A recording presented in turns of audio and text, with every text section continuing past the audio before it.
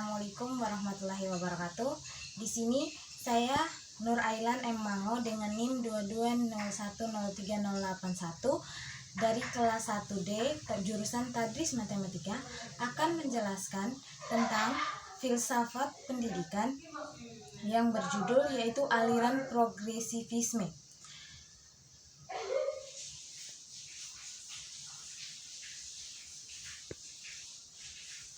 Yang pertama, pengertian aliran progresivisme.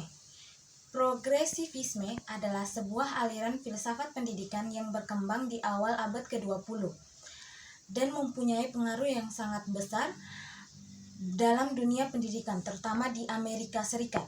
Aliran ini betul-betul kelahiran bumi Amerika, sedangkan yang lainnya adalah pahaman filsafat yang tumbuh dan berkembang di Eropa.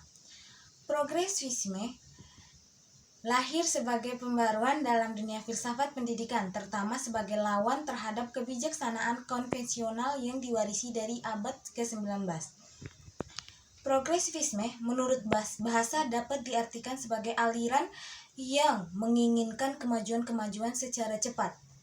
Dalam konteks filsafat pendidikan, progresivisme adalah suatu aliran yang menekan bahwa pendidikan bukanlah sekedar pemberian sekumpulan pengetahuan kepada subjek didik, tetapi hendaklah berisi aktivitas-aktivitas yang mengarah pada pelatihan kemampuan berpikir mereka sedemikian rupa sehingga mereka dapat berpikir secara sistematis melalui cara-cara ilmiah atau pemberian analisis, pertimbangan, dan pembuatan kesimpulan menuju pemilihan alternatif yang paling memungkinkan untuk pemecahan masalah yang dihadapinya.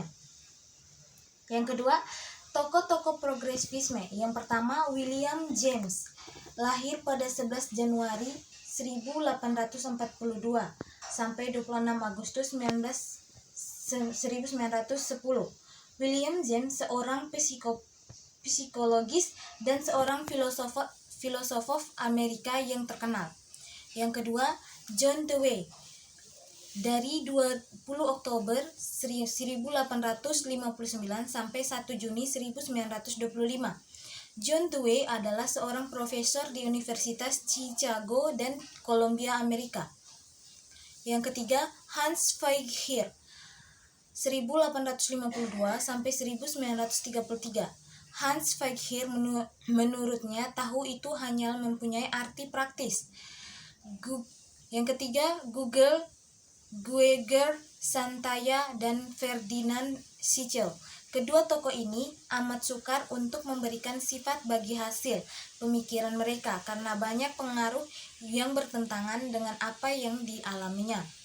Yang ketiga, tujuan pendidikan menurut aliran progresivisme. Adapun tujuan dari aliran progresivisme dalam pendidikan ialah ingin merubah praktik pendidikan yang selama ini terkesan otoriter menjadi demokrasi dan lebih menghargai proses dan kemampuan anak, serta mendorong untuk dilaksanakannya pembelajaran yang lebih banyak melibatkan peserta didik. 4.